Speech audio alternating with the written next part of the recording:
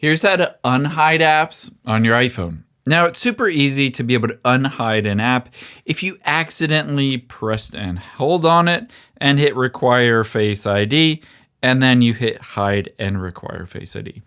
To be able to find that app, you're going to take your finger and swipe to the left until you get to the app library. But from here, don't search or anything, just scroll down to the bottom, and at the bottom is a hidden folder. Just tap on it. You will have to use either your Face ID or your passcode, and there it'll reveal the hidden apps. To unhide them, press and hold on the app, and then choose Don't Require Face ID.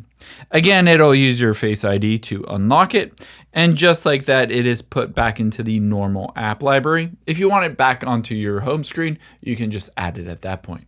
I hope this helps. If you enjoyed this video, check out the video over to my right. I think you'll really like that too, and thanks for watching.